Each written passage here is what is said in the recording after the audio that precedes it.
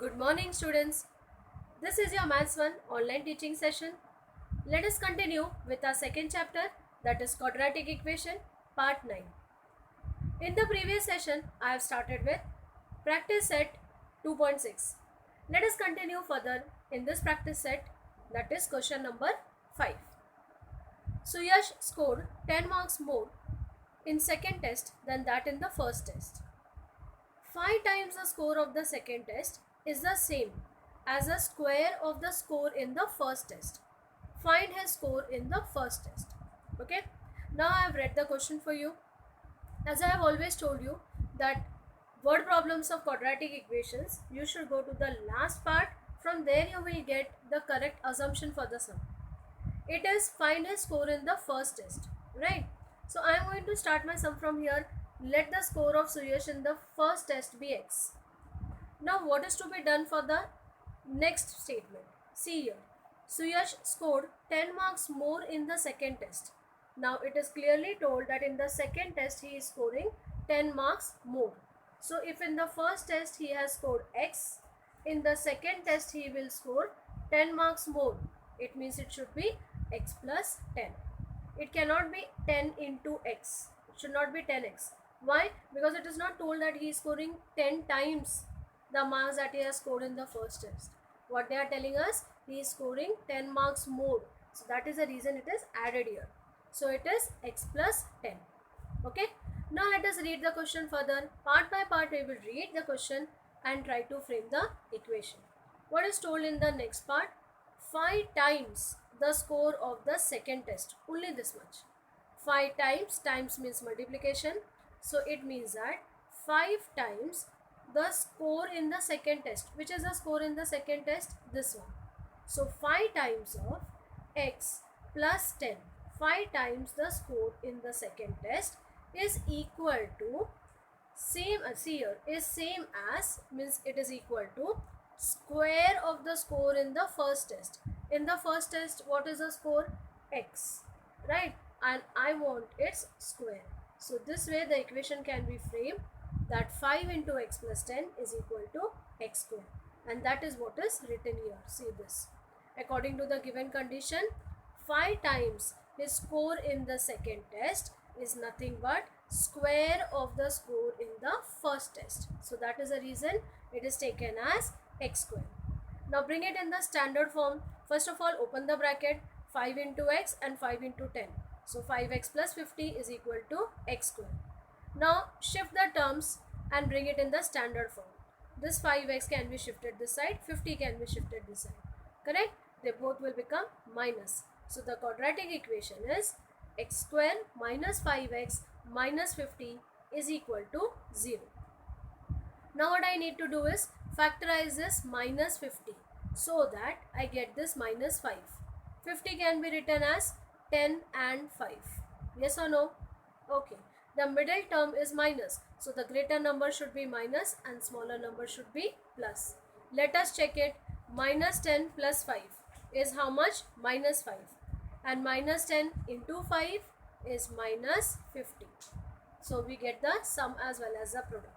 So the factors are minus 10x plus 5x minus 50 is equal to 0. Then as we have been doing for factorization steps, let us take common from here. We can take it as x common, and in the bracket x minus 10 plus from here 5 can be taken common, again x minus 10.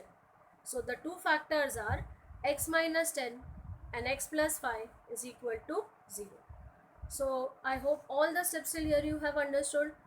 After this, what is to be done? We need to use a property that if the product of two numbers is 0, then at least one of them is 0.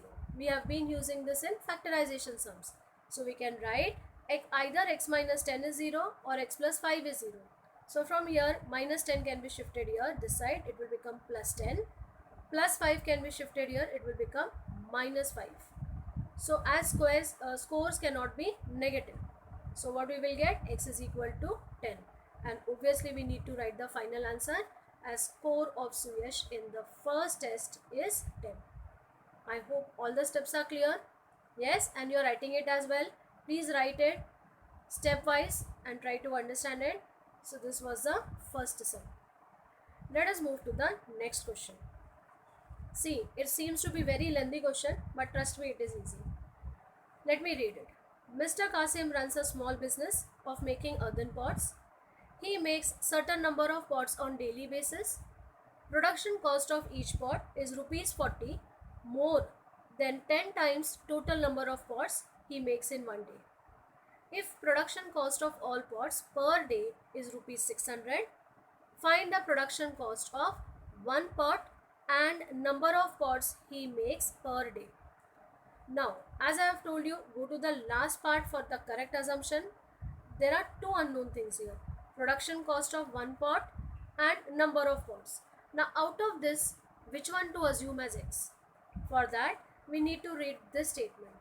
Production cost of each pot is 40 rupees more than 10 times the number of pots.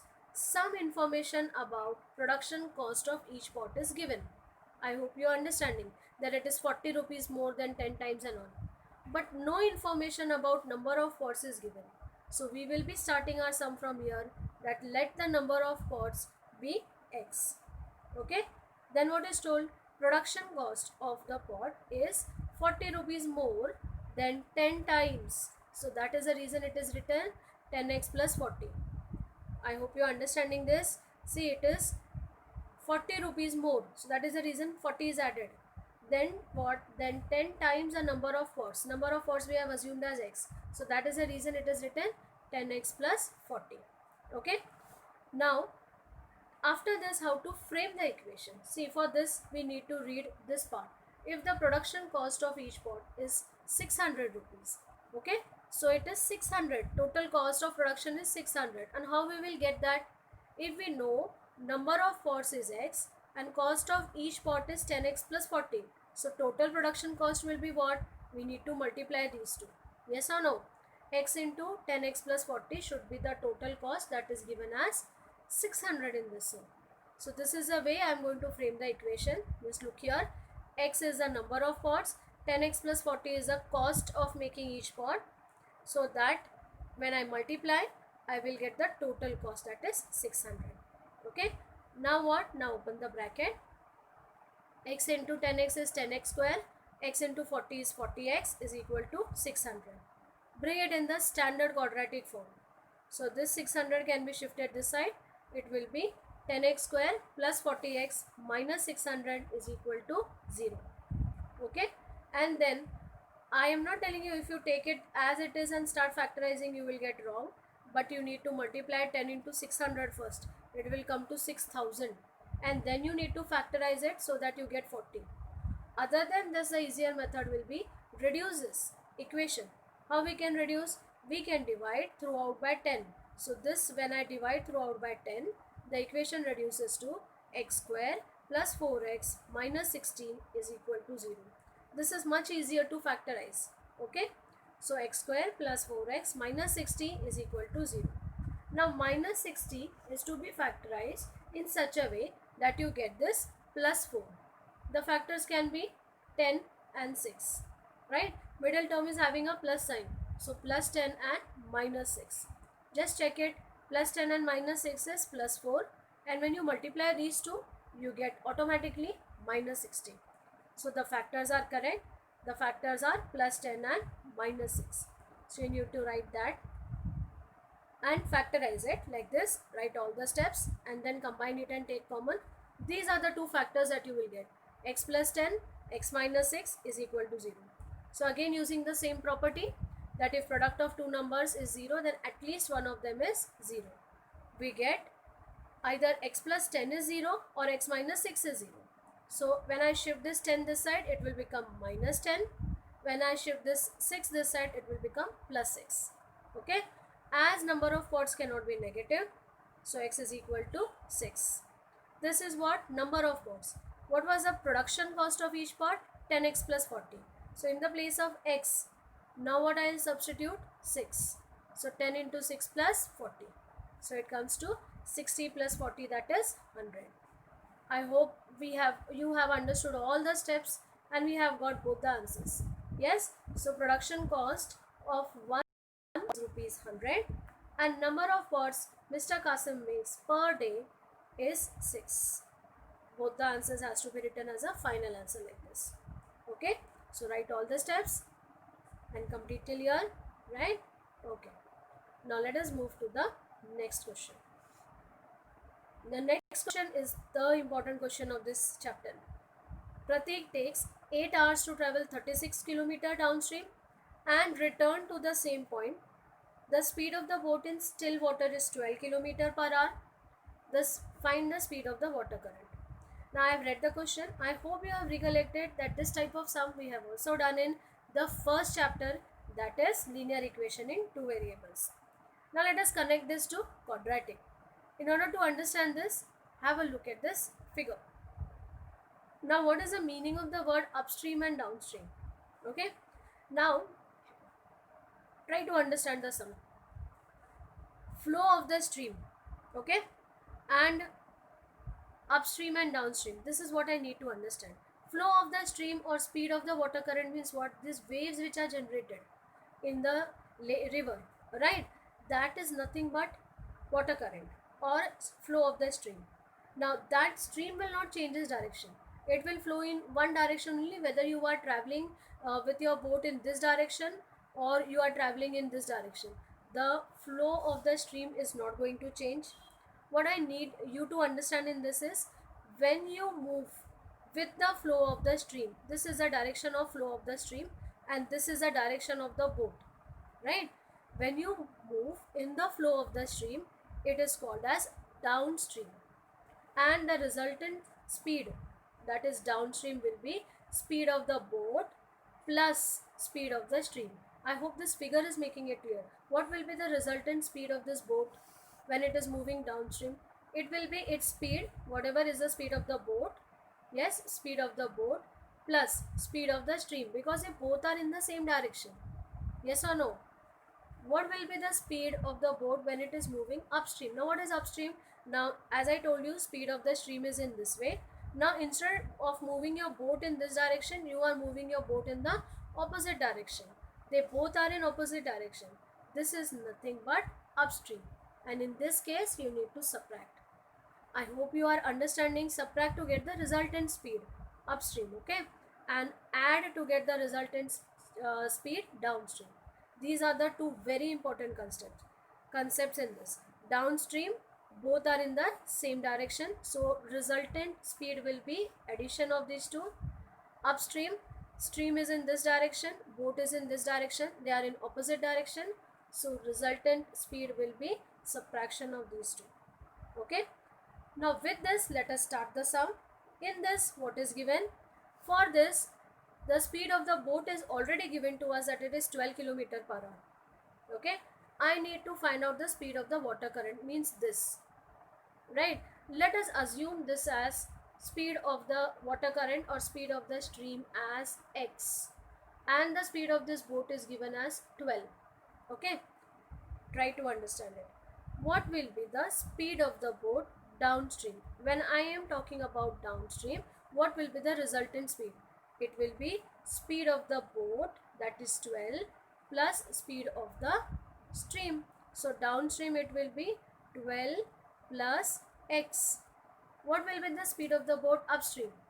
Now in this you need to understand very important point, that speed of the boat is always greater than speed of the stream. If not, the boat will no longer survive in that water, it will go upside down. So obviously speed of the boat is greater than speed of the stream. Now let's see how it can be written. As I have told you, this is a figure for you again, so that you understand the concept properly. As I have told you that I am going to assume the speed of the water current as x. Speed of the boat is given to me as 12. In upstream, speed of the water current decreases. I have explained why. Therefore, the speed of the boat, and it's in the opposite direction, that is the reason it decreases. Therefore, speed of the boat upstream will be what? 12 minus x. This is what I was trying to explain. This is important thing. Speed of the water current is x, speed of the boat is 12. Speed of the boat is always greater, so that is 12. So 12 is greater than the speed of the water current. So when we are subtracting, we cannot write, absolutely wrong if you write x minus 12. It has to be greater number minus the smaller number. Which is a greater number here? 12. That is the reason it is written as 12 minus x. This is the difference between this sum and the sum which we have done in linear. Okay, it is 12 minus x. What will be the speed of the boat downstream? It will be 12 plus x, the resultant. Okay, I hope this very important 2 points are clear to you. You cannot write x minus 12, neither this doesn't make any difference if you write x plus 12, because both are with plus sign. But here if you write x minus 12, answer will go wrong. Okay, it has to be written as 12 minus x, and I have explained you why. Okay, so write this. Let us continue further. This is what we had from the previous slide. Upstream it is 12 minus x, and downstream the speed is 12 plus x. Now we know the basic definition that speed is equal to distance upon time. In this sum, we are going to convert it with respect to time. So this changes I will do. Time will go that side, speed will come down. So the basic formula, the main formula for this sum is time is equal to distance upon speed. Okay. Now, distance is not going to change. Try to understand the sum. A person is moving with a board from here till this point. The distance is 36 km. And from that point only he is coming back. Yes, so when he is moving in the flow, this is downstream, and when he is coming back, it is upstream. Is the distance changing? No. Whether it is downstream or whether it is upstream, distance remains same, that is 36. So see the formula, time is what? Distance upon speed. Distance is 36. When it is moving downstream, what is the speed? 12 plus x. Okay, so this is a time taken by the board to move downstream. What is the time taken by the board to move upstream? Again the same formula. Distance is again 36, but now the speed is 12 minus x. So this is the time taken by the board to move upstream. Okay, this is also time, this is also time, but the total time that the boat takes to move this side and this side is 8 hours. So that is the reason they both are added and it is equated to 8 hours.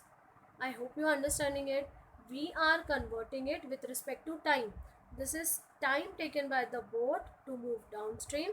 This is time taken by the boat to move upstream. And the total time is nothing but 8 hours. That is the reason we added. Now, in order to make the calculation easy, it's better that I divide throughout by 36. This 36 will get cancelled, and this 36 will come and divide here. So in order to make calculation easy, this is an important step, dividing on both the sides by 36.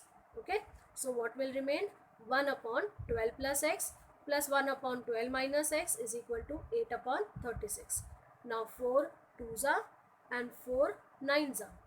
What we get? 2 upon 9. Then cross multiply here.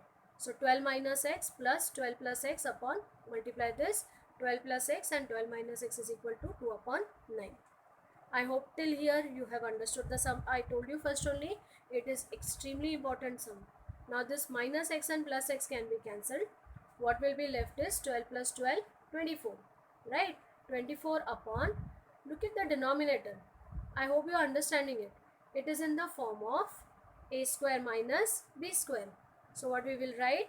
144 minus x square is equal to 2 upon 9. Okay? Now what you do is cross multiply. 24 into 9 is equal to 2 into 144 minus x square. Shift this 2 to the other side. It will go down and divide. Okay. Now see the cancellation.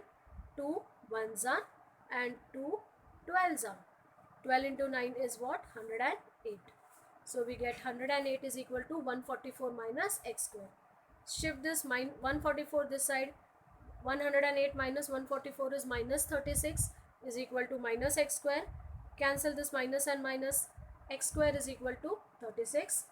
And I hope you know, whenever we take the square root, we always take the positive and negative values. So x is equal to plus or minus 6. I hope all the steps of calculation is understood. As speed cannot be negative, so therefore x is equal to minus 6 is unacceptable. We cannot take the negative part from here. We are only going to take the positive part, that is x is equal to 6. Then comes the final answer. Speed of the water current is 6 km per hour. Okay. So try this sum also on your own at home. Once you copy all these steps, do it on your own in some other book. See whether you have understood all the steps. Okay, let us move to the next very important question of this chapter. Pintu takes 6 days more than those of Nishu to complete certain work. If they work together, they finish it in 4 days. How many days would it take to complete the work if they work alone? Now, this type of sums is nothing but sums based on time and work. And whenever we are doing sums based on time and work, it is a clue to remember that you have to take it with respect to one day. It is based on the concept of fractions, right? Like if I have a circle which is divided into 4 parts, and I just shade this part. Which part is this of the circle? Yes, this is 1 upon, total parts are how many? 4. So it is 1 upon 4. Okay. Now see how it can be done. Let us read the last part of the question. How many days would it take to complete the work if they work alone? Now if they work alone, there are 2 people now, Nishu and Pintu. Whose is to be assumed as x? Whose number of days is to be assumed as x? For that, see this. Pintu takes 6 days more. Some information about number of days taken by Pintu is given, but about Nishu, no information. So let us take that. Let Nishu take x days to complete the work. Okay. Total work she can complete in one day will be what? 1 upon x part of it. Yes or no? Try to understand this. If you are reading a book, okay, if you are reading a book in 4 days, so in one day, how much part of the book you will read? You will read 1 upon 4 part. 1/4 part of the book you will read. If you are reading a book in 2 days, yes, only in 2 days, then in one day how much part you will read? It will be 1 upon 2. Half part of the book you will read in one day, half part you will read in the other day, and you will complete the book in 2 days. I hope this concept is clear. So this concept is only followed in this type of sums. Total number of days she takes is x. So in one day she will complete 1 upon x part. Now Pintu takes 6 days more. So number of days taken by him will be what? X plus 6. So in one day how much he will complete? 1 upon x plus 6. Correct? So total work done by both of them in one day will be what she does in one day alone, what he does one day alone. Total work together will be addition of these two. So 1 upon x plus 1 upon x plus 6. Okay. Then how to relate it? If they work together, they finish it in 4 days. They are finishing it in 4 days. So in one day, how much part of the work will be done? 1 upon 4. This is also work done in one day. This is also work that they will complete in one day. So it can be equated. So how the equation will be framed? 1 upon 6 plus 1 upon x plus 1 upon x plus 1 upon x plus 6 is equal to 1 upon 4. This way the equation can be framed. I hope you are understanding each and every step of this. These are the steps to be followed in all the sums of work and time. Now total work by both of them in one day is 1 upon 4. According to the given condition, what I can conclude? That 1 upon x plus 1 upon x plus 6 is equal to 1 upon 4. Now what is left is to cross multiply. When you cross multiply, you get like this. Nothing can be cancelled. You can add x plus x as 2x plus 6 and open the bracket here. Okay, so it will become x square plus 6x in the denominator, or you can simply cross multiply as it is and then open the bracket. It is 8x plus 24, x square plus 6x. Bring it in the standard quadratic form, so you will get it as x square minus 2x minus 24.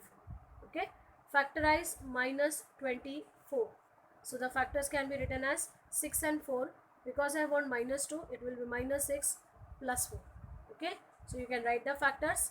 The two factors which you will get is x minus 6, x plus 4 is equal to 0. So from here you can get the two answers using this property. The two answers will be either x minus 6 is 0 or x plus 4 is 0. So x will be 6 or x is equal to minus 4. Now since it was number of days, since it was number of days, so number of days cannot be negative. So we are going to take x is equal to 6. So this is the number of days taken by Nishu. Pintu takes 6 days more. So it will be 6 plus 6, that is 12. final answer, number of days taken by Nishu and Pintu to complete the work alone is 6 days and 12 days respectively. Okay, so these are the very two important sums of this exercise. One is based on time and days, and the other one is based on the one which I did, both upstream and downstream. Okay, practice this as many times as possible. They are important from board examination point of view also, right? Okay, with this I come to the end of this session. I hope you have understood everything. Meet in the next session. Thank you.